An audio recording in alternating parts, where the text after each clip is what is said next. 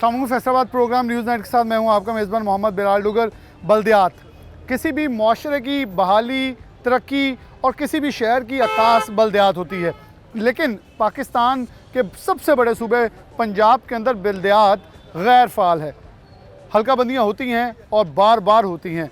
पाकिस्तान तहरीक इंसाफ के दौर में तीसरी बार हल्का बंदी हो चुकी हैं। इलेक्शन होने हैं या नहीं होने, क्योंकि दोबारा से असम्बलियाँ तोड़ने का कहा जा रहा है। इलेक्शन कमीशन की जानिब से की गई हल्का बंदियों के ऊपर तहफ़्फ़ुज़ात का इजहार भी कर दिया गया है। तो फिर आखिरकार हल्का बंदियाँ क्यों करवाई जा रही हैं? क्यों आवाम को बेवकूफ़ बनाया जा रहा है? क्यों इस तरफ लगाया जा रहा है कि शायद इलेक्शन हो जाएँ, आवाम को ताकत की मुंतकली निचली सतह तक हो जाए? हालात पता नहीं बदलेंगे या नहीं बदलेंगे, लेकिन उम्मीद की किरण जो है वो ज़रूर रोशन होनी चाहिए। लेकिन बल्दियात होंगे तो ही माशरे के अंदर तरक्की जो है परवान चढ़ती है, जिसमें आम आदमी को हर सहूलत, जिसमें डेथ सर्टिफिकेट, बर्थ सर्टिफिकेट और दीगर तमाम सहूलियत, जिसमें यूनियन कौंसिल के तमाम डेटा और फिर इसके साथ साथ कैरेक्टर सर्टिफिकेट हो गया, पुलिस होगी, ट्रैफिक होगी, वहाँ की सफाई होगी, वहाँ के सैनिटेशन के मसाइल हो गए, ये सब पाक का मसला हो गया। सब आता है एक छत तले, यानी कि एक फ़र्द वाहिद और साथ उसकी टीम जो गली मोहल्लों के अंदर अवेलेबल होती है। तो ये है बल्दियात। तो फिर आखिरकार आम आदमी को क्यों महरूम रखा जाता है? ये आटे के मसले भी नहीं हुए जब भी बल्दियात हुआ, तब हुए जब आवाम के पास उनके अपने नुमाइंदे ना हुए। प्रोग्राम में साबिक मेंबरान म्यूनसिपल कॉरपोरेशन को लेंगे और उनसे पूछते हैं कि आकर बल्दियात कमज़ोर क्यों हुआ, हमेशा आमलीत में क्यों पनपा, जमहूरियत में क्यों लंगड़ा लूला होकर गिर गया। रहमान साहब, ये बताइएगा कि दो मौजू आपके सामने मैंने इंट्रो के साथ रखे कि एक तो सबसे बड़ा मसला इस वक्त दरपेश है कि बजट जो है उसके ऊपर एक बड़ा फैसला है जो कि बल्दियात का था, जो कि इमरान खान कहते थे बल्दियात का हक है, दूसरों को नहीं मिलेगा, लेकिन मिला। सरेआम शहर में MPs ने काम करवाया। दूसरा कि इस वक्त फिर से हल्का बंदियाँ हुई हैं, तीसरी बार हल्का बंदियाँ हो चुकी हैं। पाकिस्तान तहरीक इंसाफ ये तयन करने में नाकाम क्यों है कि इलेक्शन कौन से सिस्टम के तहत करवाने हैं? Thank you Bilal. देखिए, अगर तो डेवलपमेंट MPs की जानब से हो तो वो तो वोट लेकर आते हैं, वो तो काबिल बर्दाश्त है। अब बदकिस्मती ये है कि कमिश्नर फैसलाबाद या किसी भी जो ज़िले की डिवीज़न की बात करें तो वहाँ पर कमिश्नर को बनाया गया है, यहाँ पर इसका कस्टोडियन कॉरपोरेशन जो है एडमिनिस्ट्रेटर बनाया गया, जबकि डिस्ट्रिक्ट कौंसिल की बात करें तो डिप्टी कमिश्नर देख रहे हैं। अब वो अहदेदार जो कि ना वोट लेकर आए हैं, या जिनका ताल्लुक भी नहीं है इस डिपार्टमेंट से, वो इनकी डेवलपमेंट का फ़ैसला करवा रहे हैं। फैसलाबाद में कोई 2 से ढाई अरब रुपए की डेवलपमेंट कॉरपोरेशन कर रही है, उसकी मंजूरी एडमिनिस्ट्रेटर ने दी है, जबकि कोई 1 से 1.5 अरब रुपए की डेवलपमेंट कर रही है ज़िला कौंसिल, इसकी मंजूरी डिप्टी कमिश्नर दी है। ये दोनों ही पब्लिक के वोटों से नहीं आए, जो कि बेदरेग पब्लिक का फ़ंड इस्तेमाल कर रहे हैं। तो इसमें जो MPs तो किसी हद तक बेकसूर नज़र आते हैं। ब्यूरोक्रेसी बड़ी पावरफुल है, यही सबसे बड़ी रुकावट है जो बल्दियाती इंतखाबात नहीं होने देते। यही रुकावट डालते हैं जिनकी वजह से मसाइल सामने आते हैं, और यही ब्यूरोक्रेसी के हर्डल्स होती हैं जो बल्दियात अगर एक्टिव हो भी जाएँ तो ये जो अपनी पावर्स है वो शिफ्ट नहीं करना चाहते। दूसरी, आपने हल्का बंदियों के हवाले से बात की, तो ये बिलाल तीसरी मरतबा हल्का बंदियाँ होने जा रही हैं। पहले 2 मरतबा हुई, इमरान खान की हुकूमत ने उसके एक्ट तब्दील कर लिए। ये एक बहुत बड़ा मसला सामने आ रहा है कि यहाँ पर जब भी एक्ट तब्दील किया जाता है उसके बाद बल्दियाती जो हल्का बंदी हैं वो ख़त्म हो जाती हैं, कालादम हो जाती हैं। अब देखें, आपने कहा कि इमरान खान करना चाहते हैं, ये इलेक्शन इमरान खान नहीं करना चाहते। पाकिस्तान में जब भी बल्दियाती इंतखाबात हुए हैं, या तो वो डिक्टेटर ने किए, या सुप्रीम कोर्ट के अहकामात पर हुए हैं, या फिर इलेक्शन कमीशन ने खुद से ये डिसीजन लिया तो हुए हैं। कभी भी कोई भी असम्बली जो है वो बल्दियाती इंतखाबात नहीं करवाना चाहती। आप इस्लामाबाद की बात कर लें, कभी इलेक्शन कमीशन ने बल्दियाती इंतखाबात की मंजूरी दी है तो उसके बाद भी इंतखाबात नहीं होने जा रहे, बल्कि इंतखाबात रोक दिए गए इस्लामाबाद असम्बली की जानिब से। तो ये देखें कितने बड़े इशूज़ सामने आ रहे हैं कि कोई भी असम्बली, चाहे वो फेडरल की हो चाहे सूबे की हो, वो इख्तियारात का शिफ्ट नहीं चाहती। देखिए, इस्लामाबाद में अब पावर किसके पास जाती है? जो कमिश्नर होता है ना उधर, वो तमाम पावर्स बल्दियाती नुमाइंदगान की यूज़ करता है, और उसके पास एक तरह से जो है यहाँ पर वज़ीर आला के बराबर पावर्स होती हैं। अगर मेयर आएगा पावर्स तकसीम होंगी, और यही वो नहीं चाहते। तो ये सबसे बड़ी रुकावट हमारे अवामी नुमाइंदे खुद होते हैं, जो ब्यूरोक्रेसी के साथ मिलकर ऐसे ऐसे रूल्स इसमें निकाल देते हैं, ऐसी ऐसी चीज़ें निकाल देते हैं, ऐसी ऐसी मसाइल सामने आते हैं कि फिर उनकी वजह से जो बल्दियाती इंतखाबात होना मुमकिन नहीं होते। मैं मियाँ साहब की तरफ बढ़ूँगा।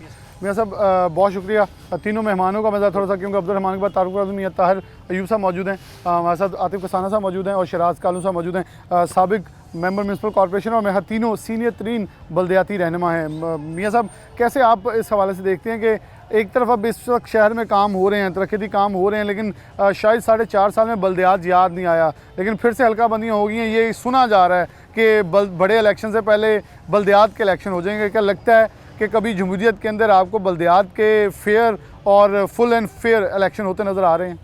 जी बिस्मिल्लाहिर्रहमानिर्रहीम। मैं समझता हूँ कि पाकिस्तान जो पिछले 75 सालों में आगे नहीं जा सका, उसकी एक बहुत सी वजूहत है, लेकिन उनमें एक वजह ये भी है कि हमने यहाँ पे बुनियादी जमहूरियत को भी आगे नहीं बढ़ने दिया। और जैसे अब्दुर्रहमान साहब ने बताया कि यहाँ पे इलेक्शन जब भी हुए हैं या डिक्टेटर ने करवाए हैं तो या सुप्रीम कोर्ट के हुक्म पे, मैं समझता हूँ पहले वो तीनों खुशकिस्मत बल्दियाती निज़ाम का हिस्सा थे कि जो पहली एक अवामी हुकूमत जो थी, जमहूरी हुकूमत, उसने वो एक्ट बनाया और उस एक्ट के तहत हुए। वरना पहले जितने भी यहाँ पे अयूब खान ने, जनरल ज़ियाउल हक ने और मुशर्रफ ने बल्दियाती निज़ाम बनाए, उसी के तहत बल्दियाती इलेक्शन होते रहे हैं। तो पिछले 4.5 साल के अंदर इमरान खान ने तो जो भी बातें की थी उन पे तो मैं समझता हूँ कि बात करना ही फजूल है, क्योंकि ख़ुद ही उसने जो बातें की थी हर बात पे उसे यू से फिर यू टर्न लेता गया। तो ये अब तीसरी मरतबा तो PTI की हुकूमत ने बल्दियाती हल्का बंदी करवा दी है। और एक एक्ट जब दरमियान में 2-3 महीने के लिए नून लीग की हुकूमत आई तो उसने भी एक एक्ट पास किया था, लेकिन उनको हल्का बंदी का मौका नहीं मिला। मतलब 4.5 साल या 4 साल के अरसे में आप समझें कि 4 बल्दियाती एक्ट जो है वो पंजाब असम्बली से पास हुए हैं। लेकिन इन्होंने एक तो ये जुल्म किया कि जो बल्दियाती इदारों की मुद्दत थी उसको पूरा नहीं करने दी, और दूसरा ये कि फिर बल्दियाती इलेक्शन नहीं करवाए। और अब भी ये जो हल्का बंदी हो गई है, आज उसके जो तर्जुमान है वज़ीर आला को, उसका बयान आया जी हम इस हल्का बंदी को नहीं मानते। कल वो बशारत राजा का बयान आया था कि ये इलेक्शन कमीशन ने हल्का बंदी गलत की है तो हम इसको नहीं मानते।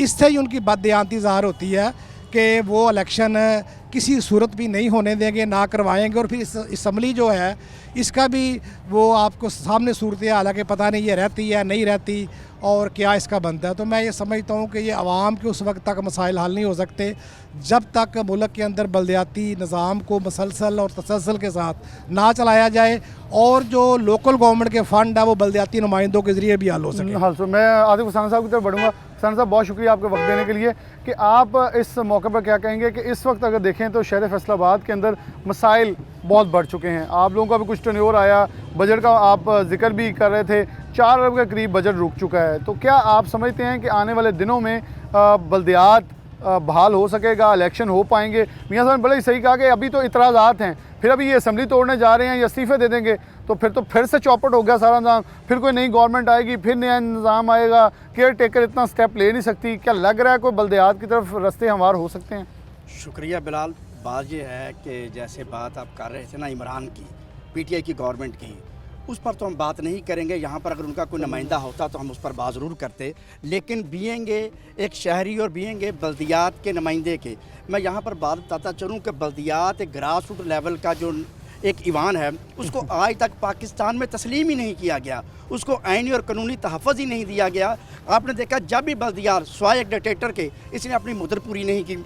जो इमरान की बात थी, इमरान ने तो इसको सिरे से कट लगाया कि आते ही इसको जनाब जी एक जुम्बे से तमाम पंजाब के 58,000 बल्दियाती नुमाइंदों को घर भेज दिया। उसका रिज़ल्ट ये निकला कि आपने देखा कि कोरोना जैसी एक वबा आई पाकिस्तान के अंदर, उसको सामना करने के लिए अगर बल्दियात मौजूद होती तो ग्रास रूट लेवल पर यूनियन काउंसिल लेवल तक उसके तदारक के लिए इक़दाम किए जाते। अब आपने देखा कि 1 साल पहले पाकिस्तान के अंदर सैलाब आया, वो एक ऐसी आफत थी, उसके लिए भी बल्दियात के नुमाइंदों का होना ज़रूरी था।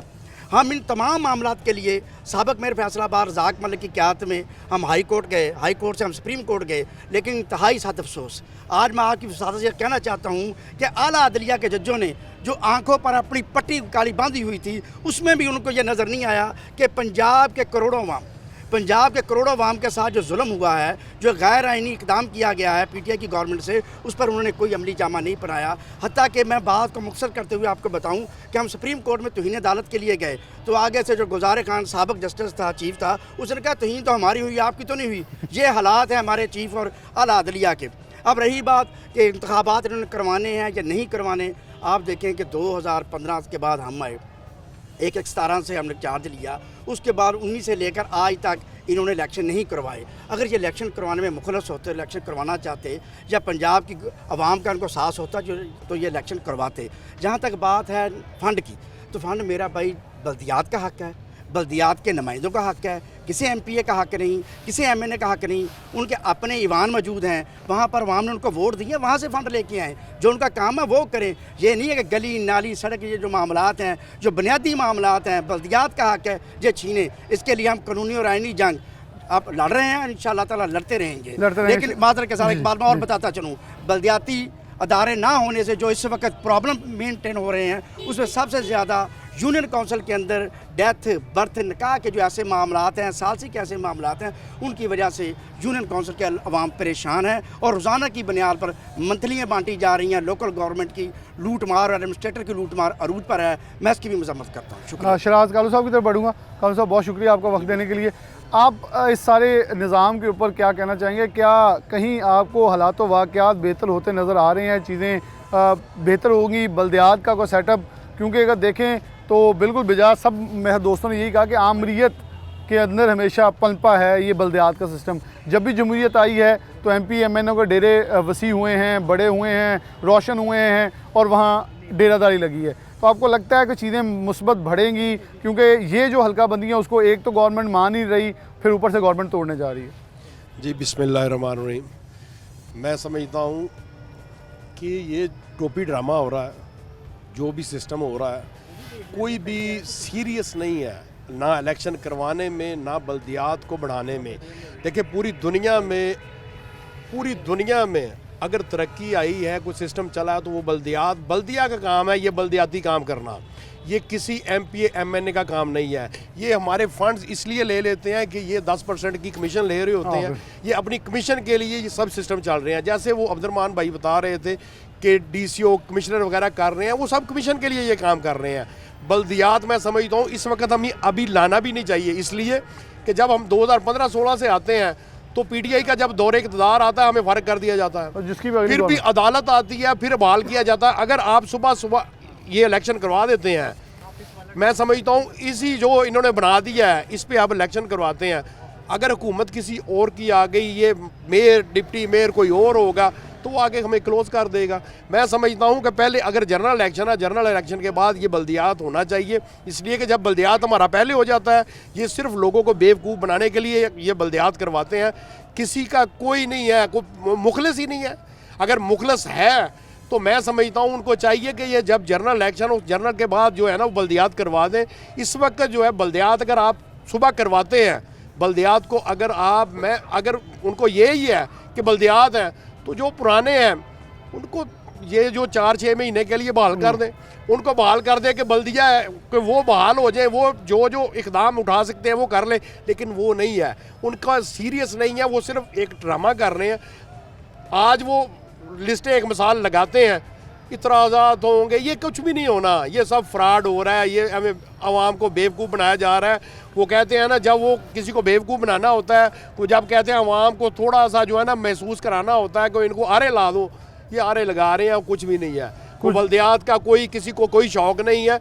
जो MPAs MNAs हैं ना, वो कहते हैं ये कौन होते हैं, हमने खुद फंड लगाना। हालांकि MPAs MNAs का काम है सिर्फ कानून साजी करना, उनको कानून साजी नहीं आती। मैं शाह साहब वापस आता हूँ, एक ब्रेक है, एक ब्रेक लेंगे, ब्रेक के बाद दोबारा आएंगे, यहीं से बात का आगाज़ दोबारा से करते हैं।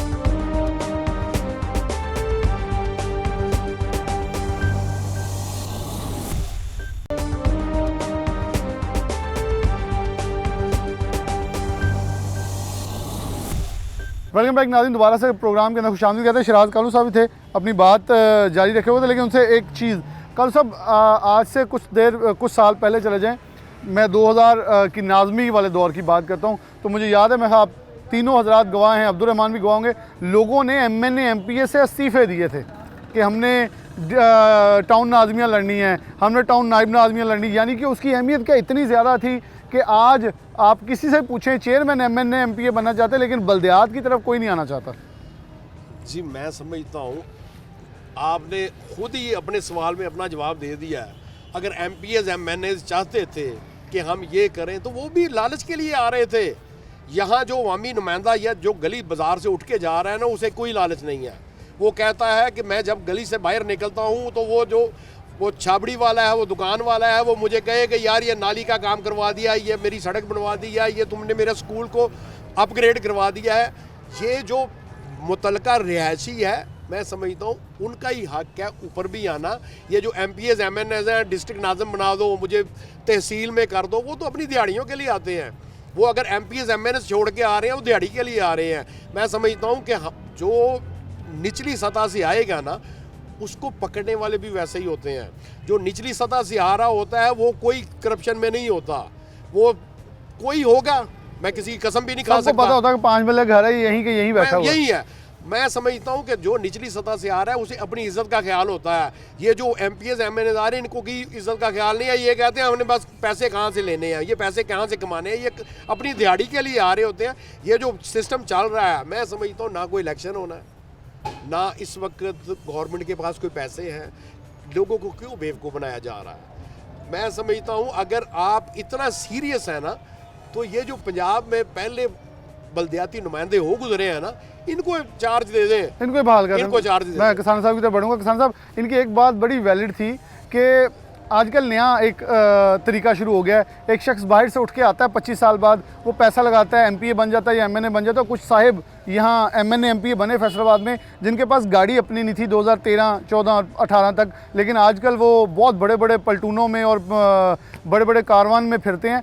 तो क्या आपको लगता है कि एक बल्दियाती रहनुमा, हम अमूमन ये कहते हैं नीचे से सीख के ऊपर जाने वाला बंदा कभी धोखा नहीं खाता या आवाम को भी धोखा नहीं देता, लेकिन आजकल नया ट्रेंड है, जिसके पास पैसा है वो MNA MPA लड़ रहा है और बल्दियात को भी कहीं ना कहीं ये लोग मुतासिर कर देंगे? देखिए जी बिलाल साहब, बात ये है कि ये अलमिया है पाकिस्तान के अंदर, बिलखसूस पंजाब के अंदर, कि जो बल्दियात यानी कि अवाम का नुमाइंदा है, उसको अवाम की नुमाइंदगी का हक ही नहीं देने दिया रहा। उसके जनाब उसको ऐसे ऐसे प्रॉब्लम क्रिएट किए जा रहे हैं, ऐसे ऐसे मामलात उनके आगे खड़े किए जा रहे हैं कि वो आगे ना आए। अगर अवाम का नुमाइंदा अवाम की नुमाइंदगी करेगा तो बेहतर अंदाज में करेगा। जहाँ पर जो लूट मार की माल है, ये जो PTI की गवर्नमेंट ने तो कहा था कि जनाब हम एहतसाब करेंगे, मामलात करेंगे। इन्होंने स्वाय अपोजिशन को, बिलखसूस PMLN को चोर चोर डाकू डाकू कह के जनाब आपने 4 साल निकाल लिए, लेकिन जब पता चला सबसे बड़े चोर ये खुद घर से निकले, डाके इनके घर में पड़े। फैसलाबाद से इनके मेंबरान असम्बली, मैं आज आपका चैनल से ये चैलेंज करता हूँ कि कोई आकर पाकिस्तान घंटाघर खड़ा होकर कुरान पाक हाथ में खड़ा करके कह दे इनका एक MNA MP जिसने करप्शन ना की हो, ये सब चोर हैं। इन्होंने दिहाड़ियाँ लगाई हैं और दिहाड़ियाँ पूरे फैसलाबाद की लाखों आवाम देख रही है कैसे दिहाड़ियाँ लगाई हैं। बात वही है कि जनाब बल्दियात का इलेक्शन होना चाहिए, बल्दियाती नुमाइंदों को आगे आना चाहिए ताकि वो आवाम के दुख दर्द को समझते हुए उनके मसाइल को हल कर सकें। मियाँ साहब, आप इधर बढ़ूंगा। मियाँ साहब, ये बात किसान साहब की ठीक है कि डर लगता है इन लोगों को, क्योंकि इन्होंने कल को टिकट कटाएंगे बाहर से, बहुत सारे लोग इस इंतजार में होंगे कि मैं तो इस पर लाहौला वाला कुआ था पढ़ूंगा कि पाकिस्तान डिफ़ॉल्ट हो, वो टिकट पकड़ें, बैग उठाएं, बाहर चले जाएँ। लेकिन शायद बल्दियात वाले या वो लोग जिन्होंने यहाँ रहना है, सियासत की है, उन्होंने इसी आवाम के अंदर साथ रहना है, बल्कि उन्होंने दुख सुख में भी होना है। किसी का पैसा खत्म हो गया, आटा खत्म हो गया, तो अपने घर से जाके भी दे देना है, क्योंकि उनको पता है सियासत एक तरफ है, इलेक्शन एक तरफ है, हमने यहीं रहना है। तो ये बहुत ज़रूरी नहीं है कि बल्दियात को मजबूत किया जाए ताकि आम आदमी तक ताकत की मुंतकली हो सके। जी हाँ, मैं ये समझता हूँ कि पाकिस्तान के अंदर ये जो सिलसिला है कि हर बंदा जो है वो अपनी गैर मुल्की शहरियत भी लेना चाहता है और बाहर प्रॉपर्टी भी बनाना चाहता है, और वो चाहता है कि मेरे बच्चे भी बाहर जाके पढ़े, क्योंकि वो पाकिस्तान से इसी सिलसिले में पाकिस्तान का वो खैर खा नहीं बनता, ना पाकिस्तान की सोचता है। ये सिलसिला बंद होना चाहिए और किसी सियासतदान को, किसी ब्यूरोक्रेट को, किसी जजेस को, किसी जर्नैल को वो बिल्कुल इस बात के लिए नाहल होना चाहिए कि जिसके पास दोहरी शहरियत हो या उसकी गैर मुल्की प्रॉपर्टी हो। जब तक उस बंदे का जीना मरना और उसके मुफादात और उसके सारे मामलात पाकिस्तान के साथ वाबस्ता हो गए, तो फिर वो पाकिस्तान के लिए सोचेगा और पाकिस्तान तरक्की भी करेगा। और दूसरा, बल्दियात के हवाले से जो बार बार ये बात आ रही है कि कोई भी पार्टी या कोई भी हुकूमत ने इसका टर्नओवर पूरा नहीं होने दिया, ना वो इलेक्शन करवाना चाहती है, मैं ये समझता हूँ कि इसका एक ही हल है कि जैसे किसी ज़माने में सदर पाकिस्तान के बाद 58(2) भी होती थी, जब उसका दिल करता था असम्बलियों को तोड़ देता था। जब से वो ख़त्म हुई है तो असम्बलियाँ अपनी आइनी मुद्दत पूरी कर रही हैं, जैसी भी है। इस तरह मैं समझता हूँ कि ये बल्दियात को भी आईने पाकिस्तान के अंदर तहफ़्फ़ुज़ देना चाहिए। कोई भी सूबाई असम्बली कानून साजी करके बल्दियात को ना तोड़ सके, और हत्ता के कौमी असम्बली भी सादा अक्सियत से जब तक आइन में तरमीम ना हो, ये आइन में लिखा जाए कि किसी का कोई इख्तियार नहीं है कि बल्दियात को जो वो मुद्दत पूरी की बगैर ख़त्म किया जा सके, तब ये बल्दियात का तसलसल भी होगा और पाकिस्तान भी तरक्की करेगा। और बल्दियाती नुमाइंदे जो सही मायनों में आवाम की खिदमत करते हैं उनको भी मौका मिलेगा। और जब आहिस्ता आहिस्ता इलेक्शन होंगे तो जो 2 नंबर लोग हैं वो भी इस सियासत से आउट होते चले जाएंगे। लोगों को पता चल जाएगा कि कौन बंदा सही मायनों में आवाम की खिदमत करता है, कौन मुल्क की बेहतरी और खैर खाही के लिए काम करता है। तो ये तसलसल की ज़रूरी है कि इसको आइनी तहफ़्फ़ुज़ दिया जाए। चौधरी अब्दुर्रहमान की तरफ बढ़ूंगा, आइनी तसलसल। अच्छा अब्दुर्रहमान, आप समझते हैं तीनों दो साहिबान ने बड़ी प्यारी बात की है बल्दियात की मजबूती के हवाले से कि साफ़ शफाफ लोग ज़्यादा बल्दियात के अंदर हैं, एक आम बंदे को ज़्यादा पता होता है। मेरे दूसरी गली में रहने वाला चेयरमैन काउंसलर जो है ज़्यादा साफ़ है as compare to MP MNA की करैक्टर असैसिनेशन समेत, करैक्टर की जस्टिफिकेशन समेत पूरी चीज़ों को मुआयना करना बड़ा मुश्किल है या आसान है? देखिए बिलाल, आपकी बात ठीक है, लेकिन इन बल्दियाती नुमाइंदगान से भी अक्सर शिकवा किया जाता है कि ये मौजूदा जो सेटअप है इसको मजबूत करने में इनका भी हाथ है। देखिए, अगर ये MPs MNAs के माउथ पीस ना बने, ये नून लीग के तमाम लोग ज़्यादातर इसमें सपोर्टर्स आपको मिलेंगे।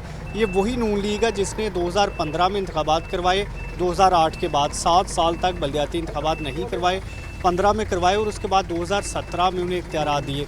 यानी कि 2 साल उन्हें सिर्फ इस काम में लग गए कि इनके इख्तियारात देते हुए, फिर 18 में इख्तियारात मुअत्तल हो गए। तो इसी तरह से पाकिस्तान तहरीक इंसाफ की अगर बात कर लें, पाकिस्तान पीपल्स पार्टी की बात कर लें, तो ये हमारे अलमिया नज़र आता है कि यहाँ पर इंतखाबात जो है वो बर वक्त नहीं करवाए जाते। इस सिलसिले में यहाँ पर मियाँ ताहिर अयूब ने आइन साजी की बात की, तो ये आइन में मौजूद है कि यहाँ पर बल्दियाती इंतखाबात कोई भी अगर इदारा ख़त्म होता है तो 3 माह के अंदर इंतखाबात करवाना लाजिम होते हैं। इसी बेस पर इलेक्शन कमीशन अक्सर करता भी है, लेकिन वो अदालतें जो आइन की तशरीह अपनी मनपसंद तशरीह करती हैं, या वो असम्बलीज जब वो जानबूझ के इसमें हर्डल्स क्रिएट करती हैं और वो ब्यूरोक्रेसी जो इनके साथ मिलकर ये तमाम चीज़ें करती हैं, तो फिर ये कोई भी कानून नहीं रह जाता, कोई भी आइन नहीं रह जाता। 2019 में बल्दियाती अदारों को अमलन मुअत्तल कर दिया गया था, कुछ माह के लिए बहाल किया, फिर उसके बाद उनकी मुद्दत ख़त्म हो गई।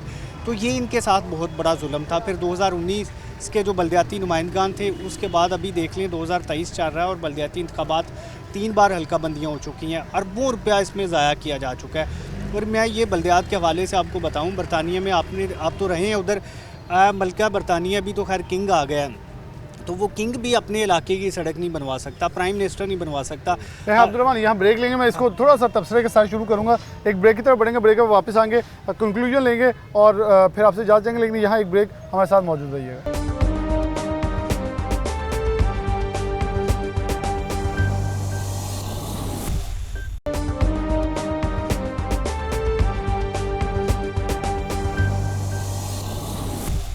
वेलकम बैक नाज़रीन, दोबारा से प्रोग्राम के अंदर खुशामदीद कहते हैं। चौधरी अब्दुर्रहमान एक बात कर रहे थे बरतानिया की, तो जिसको हमने कॉपी किया बेसिकली बल्दियात को, बल्दियात का सेटअप जो मदर ऑफ डेमोक्रेसी के तौर पे वो पहचाने जाते, तो ये है कि अगर कहीं मेयर या वहाँ का कोई भी रिप्रेजेंटेटिव है जो कि मलका का रिप्रेजेंटेटिव या किंग के अब रिप्रेजेंटेटिव हैं, वहाँ अगर प्राइम मिनिस्टर बरतानिया के भी आ जाता है तो वो उनसे बुलंद होते हैं, प्राइम मिनिस्टर नीचे होता है। तो ये इख्तियारात हैं। तो मेरा अब्दुर्रहमान, आपकी उसी बात को थोड़ा सा मैंने आगे लिंक किया है, तो क्या समझते हैं कि फिर बल्दियात की मजबूती और बल्दियात का मुस्तकबिल तो कुछ ना हुआ कि आमलीत, क्योंकि यहाँ जमहूरियत पल पर ही है, बढ़ रही है, एक अच्छी चीज़ है। उधर से एक जवाब आ गया कि नो इंटरफेरेंस, अब सियासत नहीं होगी, तो फिर आखिरकार यहाँ से भी अब जमहूरियत के भी बड़े वानों से हो जाना चाहिए कि बल्दियात में नो इंटरफेरेंस का एक लोगो स्लोगन लेके चलें आगे।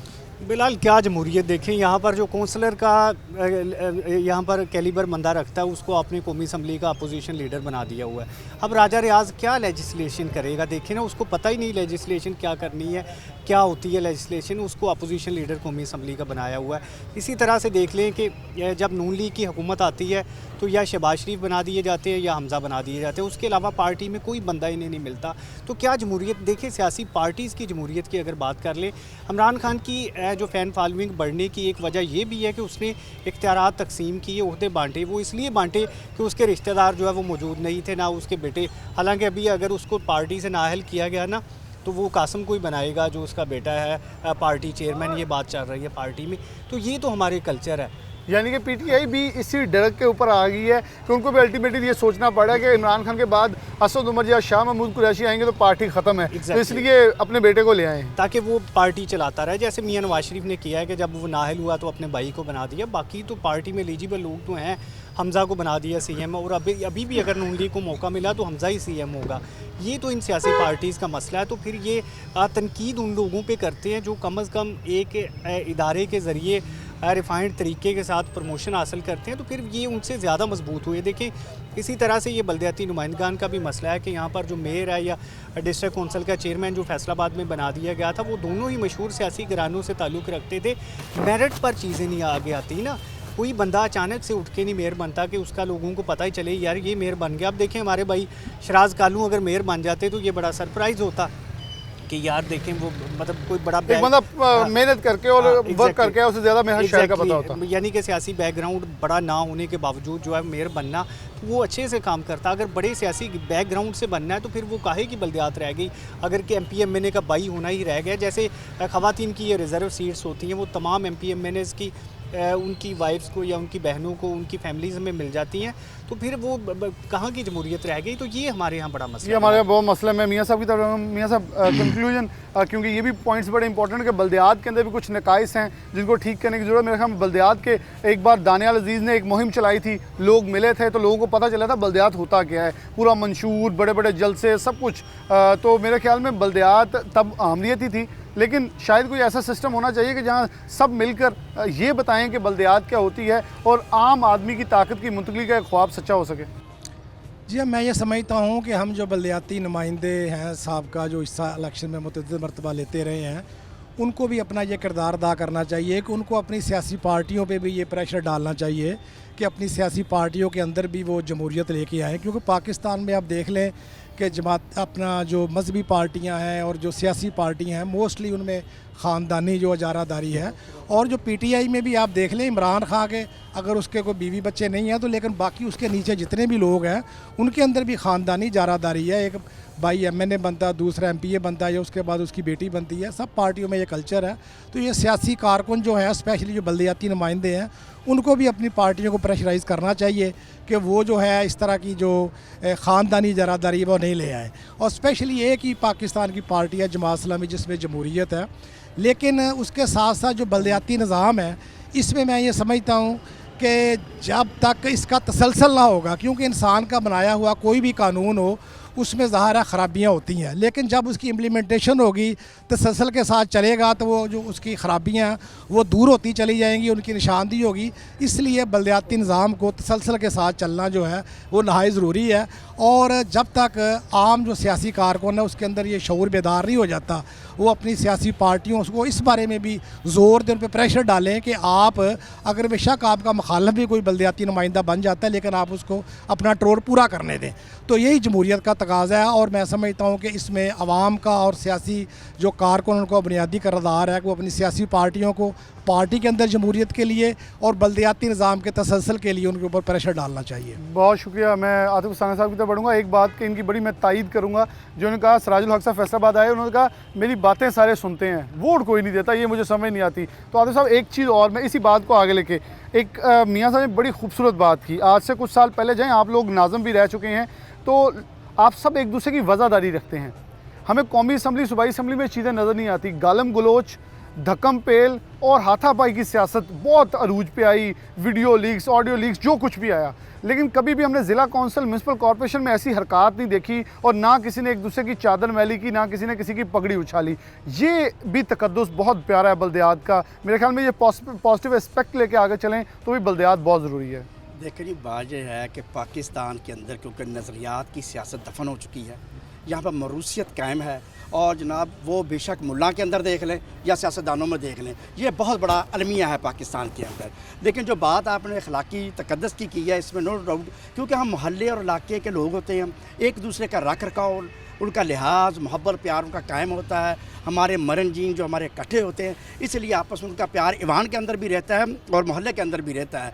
मैं मादर के साथ मैंने कभी किसी को कट नहीं किया, लेकिन मेरे दो भाइयों ने बात की है, जमहूरियत का ये हुस्न है कि किसी को टिकट मिल जाए कोई इलेक्शन लड़ सकता है। उसी पराये में राजा रियाज भी इलेक्शन लड़ चुका है, वो भी MNA बना है और उसने जनाब इस वक्त अगर वो अपोजिशन लीडर है, जो भी मामला है उसके ज़ाती हैं, लेकिन उन्हें अपनी सोच और मैं तो वैसे इस चीज़ को अच्छा कहता हूँ कि चलें जनरल कौंसिल तरक्की करके ऊपर तो आ गए, लेकिन वो जनरल कौंसिल से ऊपर आए हैं, मैं उसको अप्रिशिएट करता हूँ। उसके बाद भाई ने बात की है जमात इस्लामी की। जमात इस्लामी पाकिस्तान के अंदर एक सियासी और मजहबी जमात है, लेकिन कल की बात आपने सराजुल हक की बात की, जो लोग परसों अभी जमात में आए हैं, आज कोई फैसलाबाद का उनका चेयरमैन है, कोई पंजाब का चेयरमैन है। भाई यहाँ पर जो ब्लाइज होते हैं जनाब, जिन्ना माल लाओ अपनी सीट लाओ। बात यह है कि हमारी जमात के अंदर भी देखें, जो मरूसी की बात करते हैं, मियाँ मोहम्मद नवाज के बाद उसकी बेटी या उसका भाई या भतीजे हैं, लेकिन पाकिस्तान का जो सबसे बड़ा सूबा है पंजाब, वो राना सनाउल्लाह खान साहब के पास है। वो तो उनका सियासी जो सुन ले जाती खानदान का मेंबर तो नहीं है, लेकिन जमात के अंदर कुर्बानियाँ भी देखी जाती हैं। हम तो चाहते हैं डेरा गाजी खान की तरह राना सनाउल्लाह फैसलाबाद, उस्मान बुज़दार उधर मिला, हमें सनाउल्लाह साहब मिले, शहर तरक्की करे। नहीं, बात ये नहीं है उस्मान बुज़दार के साथ राना सनाउल्लाह साहब को ना फिट करें। बात यह है कि उस्मान बुज़दार का करैक्टर देखो, राना साहब की जमात के लिए कुर्बानियाँ देखे, इसीलिए वो बराइज हुए हैं और आज पाकिस्तान के फाकी वज़ीर दाखिला हैं। जहाँ तक मेयर की बात हुई है, मैं डायरेक्ट इलेक्शन के खिलाफ हूँ ज़ाती हैसियत में। मेयर फैसलाबाद रज़ाक मलिक साहब बने या उनसे पहले बने लोग जो मेयर बने हैं, वो पहले बल्दियात का इलेक्शन जीता उन्होंने, फिर वो बल्दियाती ईवान का हिस्सा बने और या डिस्ट्रिक्ट काउंसिल के चेयरमैन बने हैं। इसलिए बल्दियाती नुमाइंदे का अवाम से आना, बिलखसूस मोहल्ले से बल्दियात से उठना, ये पाकिस्तान की सियासत के लिए नेक शगुन है और उसको कंटिन्यू रहना चाहिए। मैं शराज कालू साहब की तरफ बढ़ूंगा इख्तितामी अल्फाज के लिए। शराज भाई कैसे देखते हैं आप? मुस्कुरा भी रहे हैं क्योंकि मेरे ख्याल में अभी आप सोच रहे होंगे कि मेयर के लिए एक मौज़ाना तौर पे अब्दुर्रहमान ने जो कहा, हम तो वैसे ख्वाहिश कर रहे थे, लेकिन चलें जो भी आए वो उन्होंने अपना काम भी किया, शहर फैसलाबाद के लिए अच्छा काम भी किया। आप कैसे देखते हैं आम आदमी इज़्ज़त, तकद्दुस और बल्दियात की मनफी कुछ पहलू हटा के आगे चलें तो सिस्टम ज़्यादा मजबूत हो सकता है?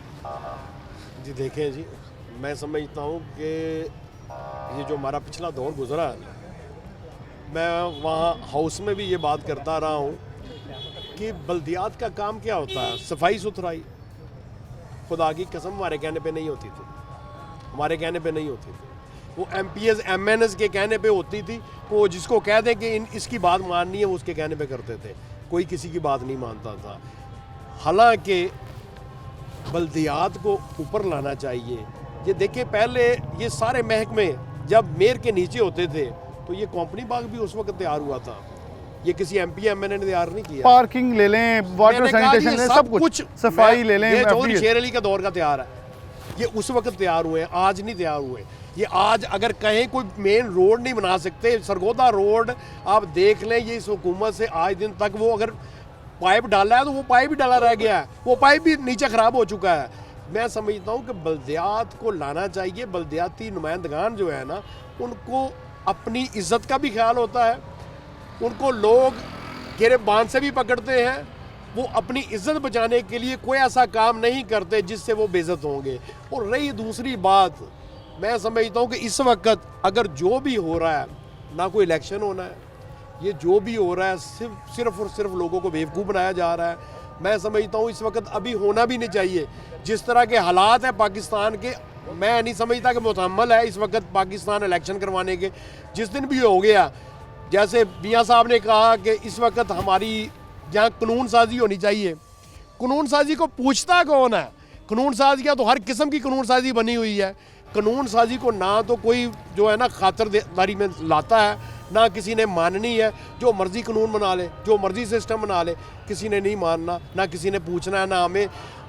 मैं समझता हूँ वो जैसा, अगर आपने बल्दियात को लाना है ना, तो जैसे बल्दियात पहले चलता था, जैसे FDA, इस वक्त FDA के चेयरमैन के लिए इस किस्म की बोलियां लगती हैं जैसे हिसाब नहीं है। हर बंद आ जाता है ना सीट के लिए PHA। मैं समझता हूँ जो FDA का चेयरमैन होके गुजरा, उसका रहतल वहतल ही चेंज हो चुकी है, वो सिस्टम ही चेंज हो चुके हैं। मैं समझता हूँ कि इनको चाहिए, जब बल्दियात है ना, बल्दियात का काम है हर किस्म का काम।